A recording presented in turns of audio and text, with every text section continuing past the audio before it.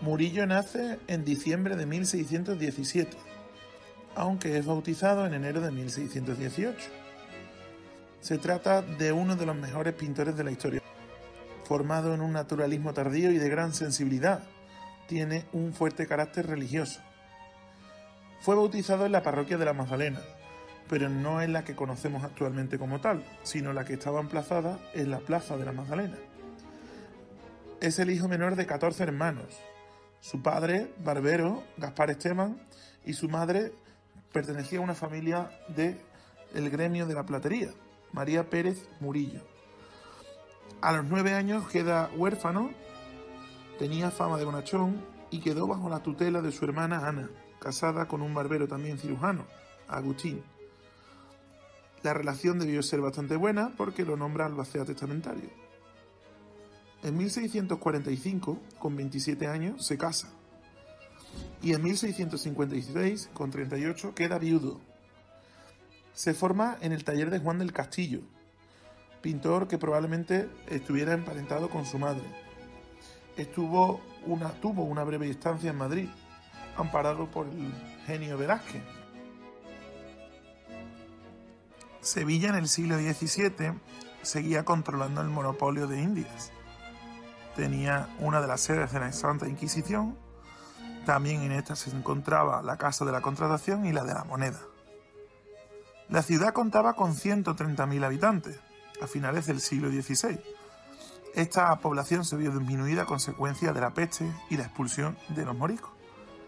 En 1627 se produce una grave crisis económica que va desplazando poco a poco el comercio a la ciudad de Cádiz. En 1649 se produce otra epidemia de peste.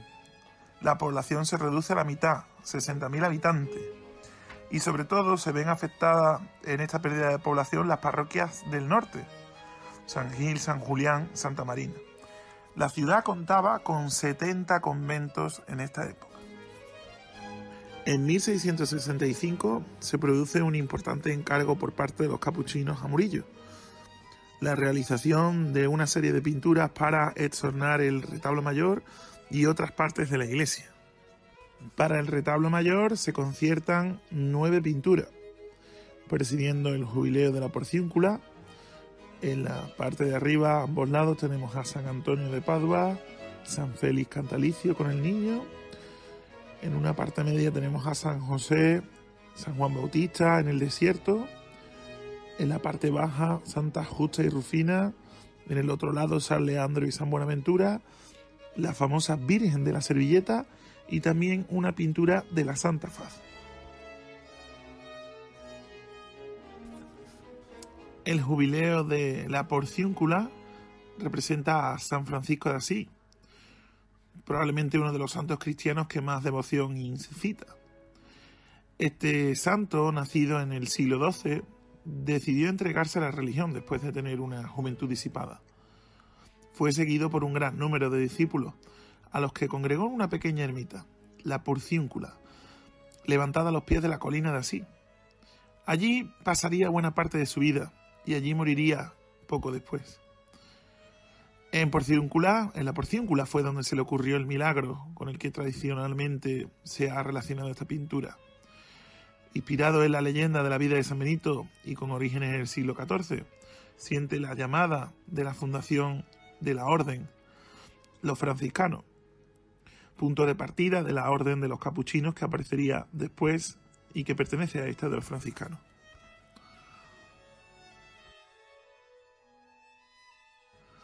Esta obra, junto con la de San Miguel Arcángel, que después veremos, son las únicas que no se conservan en el Museo de Bellas Artes de Sevilla y que se perdieron poco después de llevarse a Cádiz cuando intentó protegerse a las obras por parte de los capuchinos con la ocupación francesa. En la parte alta del retablo, a ambos lados podemos encontrar 2 representaciones iconográficas de San Antonio de Padua, por un lado con el niño, y San Félix Cantalicio, también acompañado del niño Jesús. Esta representación iconográfica se repetirá también en el presbiterio. Segundo cuerpo, encontramos las representaciones pictóricas de San José con el niño como padre putativo, que era frecuentemente representado en esta época con las siglas P.P., de donde viene el nombre Pepe, popular. Y en el otro lado tenemos una representación de San Juan Bautista, primo de Jesús, representado además en el desierto. Una de las representaciones más vitoreadas de la obra de Murillo es su pintura de la Santa Justa y Rufina, que formaba parte también de este impresionante retablo mayor de los capuchinos. En él se ven representadas las dos jóvenes santas mártires, con el símbolo del martirio, la palma, sujetando la giralda. Dice la tradición, la leyenda, que hasta en 2 ocasiones, en 2 terremotos, las dos santas descendieron del cielo para sujetar la torre vigía de la ciudad. A sus pies podemos ver restos de alfares, pues la tradición las convierte en las primeras santas alfareras. En el lado contrario observamos una representación de los santos San Leandro y San Buenaventura. San Leandro llegó a ser arzobispo de la ciudad de Sevilla en época visigoda. Vemos precisamente el símbolo de la mitra sujetado por un ángel, y le está cediendo la iglesia del convento de los capuchinos, antaño de Santa Justa y Rufina Capilla, a San Buenaventura, santo de origen franciscano, y es una manera de representar la cesión de esta iglesia que ya existía en época visigoda a esta orden que se instala en el lugar donde se encontraba la capilla de la Santa Justa y Rufina. Cierra la iconografía del retablo mayor las representaciones de la Virgen de Belén, popularmente conocida como la Virgen de la Servilleta, y el Santo Rostro de Cristo.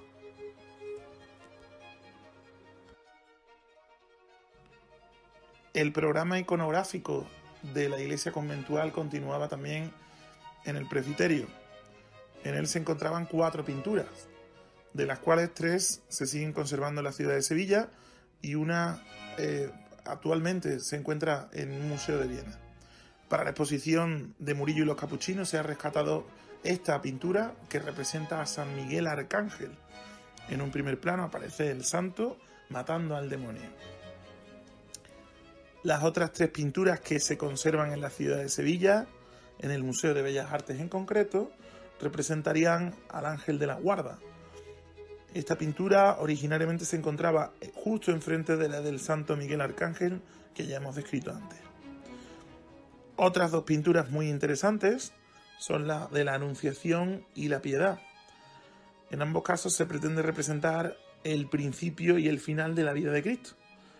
La Anunciación, la llegada del Espíritu Santo, la Virgen recibe al Arcángel San Gabriel, no sorprendida para la misión a la que ha sido encomendada.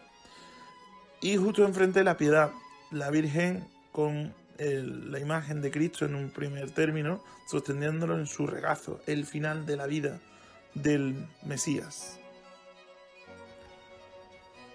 En la nave del Evangelio encontraríamos de nuevo una representación iconográfica de San Antonio de Padua. El famoso santo franciscano aparecería en un primer plano arrodillado ante el niño Jesús, mientras una legión de angelotes revolotean encima de él.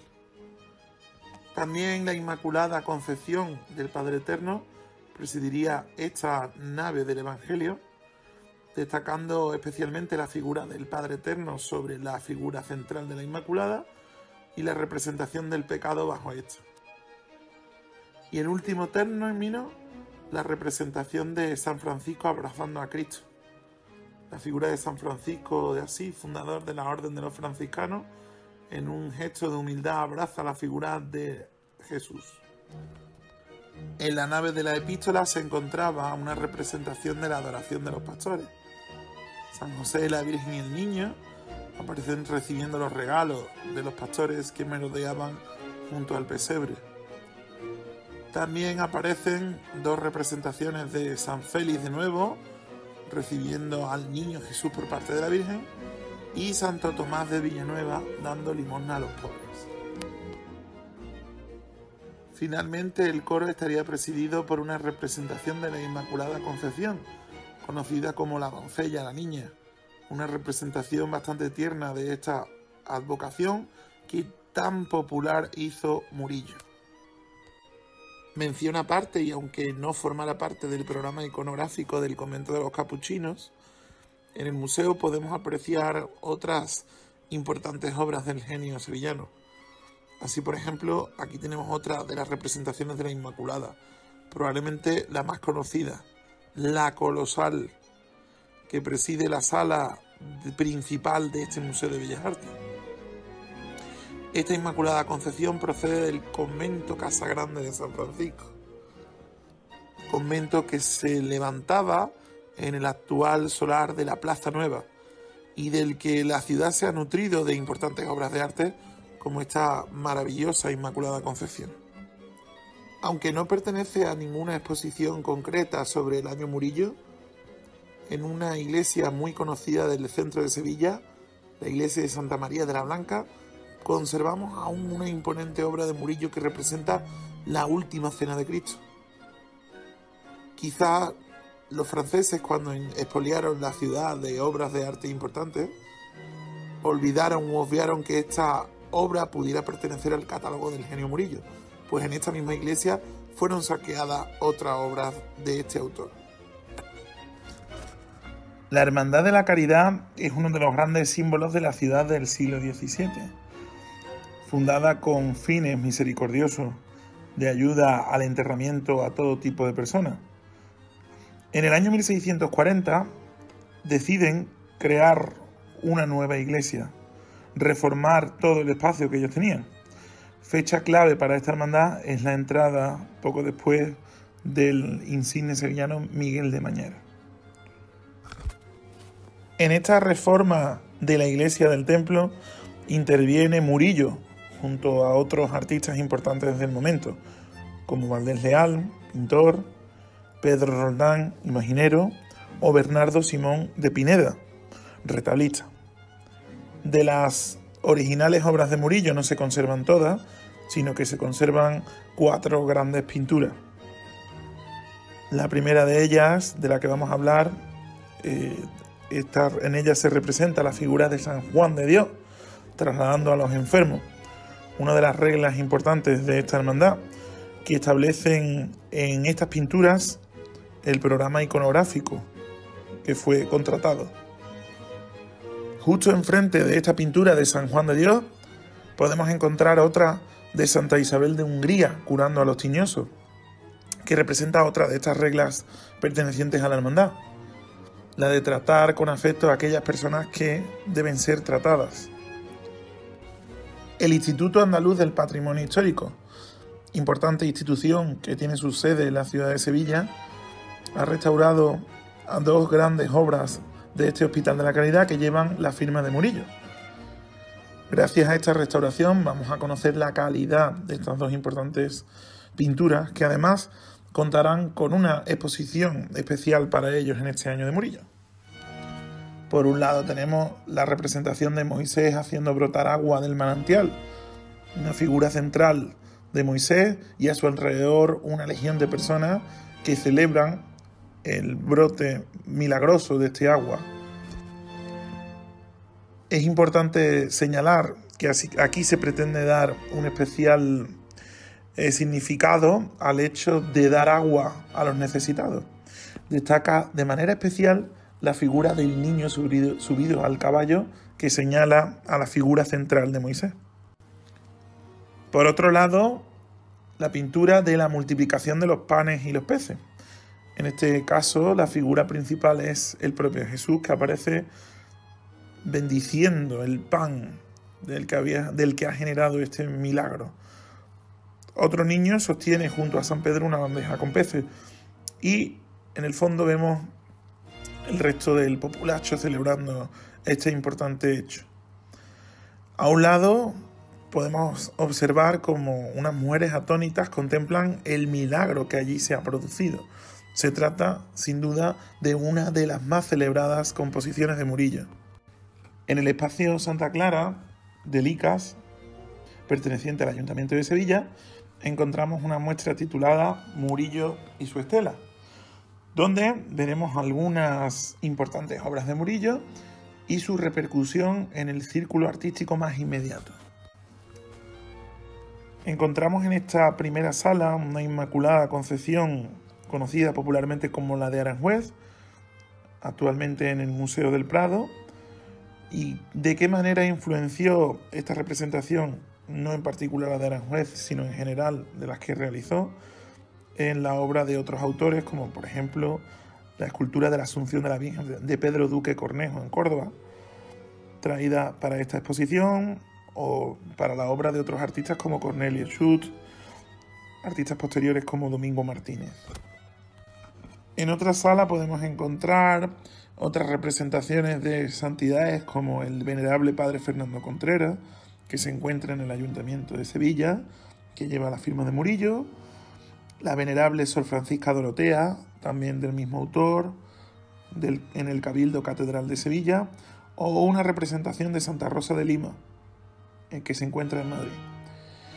Este modelo de Santa Rosa de Lima se repite en otras reproducciones que llevan la firma de Murillo o de otros autores. También destacar, por ejemplo, la Virgen del Rosario, que se encuentra en el Museo del Louvre.